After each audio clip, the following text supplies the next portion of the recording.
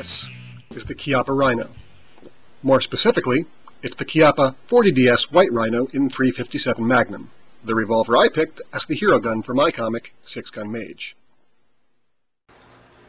This one is mine. When I started writing my comic, I decided I wanted to become as familiar as possible with as many of the featured firearms as I could.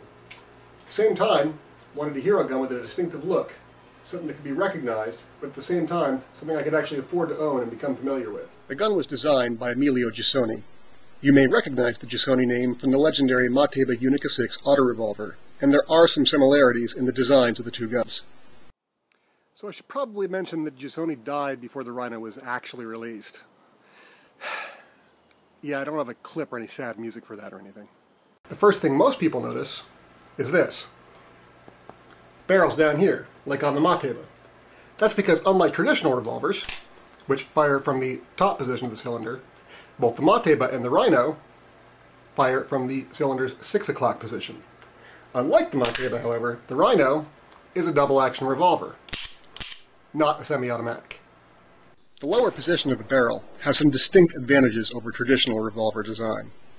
The bore axis is much more in line with the shooter's arm, which has a drastic reduction in muzzle flip and felt recoil. It does, however, make the trigger much more complex. This isn't even a hammer. It's a lever that actuates an internal hammer to put the gun into single action mode. Takes some getting used to. Being an Italian design, there was a great deal of attention paid to the little design details. Notice how the cylinder has flat sides. That's not just for looks. That flattens the width of the gun, allowing it to be worn close to the body for concealment. This seam here allows the whole front of the gun to be removed and replaced with a 5 or 6-inch barrel.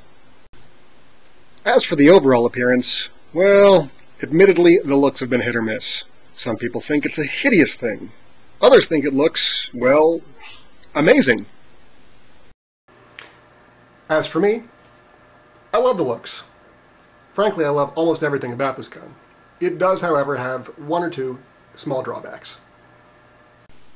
For instance, while the single-action trigger pull is quite nice, the double-action trigger pull is, well, let's just be kind and say it's difficult.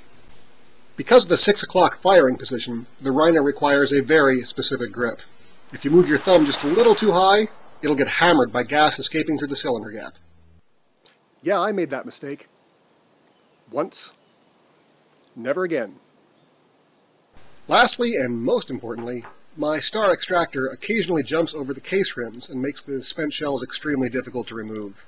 I'm told the extractor has been redesigned on more recent models, alleviating this problem, but I don't have a newer model to test. In the end, would I recommend the Rhino as a first or only revolver? No. It's just too different and too untested to be my go-to gun, though time may change that. Would I recommend it to someone who likes the different and unusual, who's just looking for a great range gun? Absolutely. In short, it's just a lot of fun.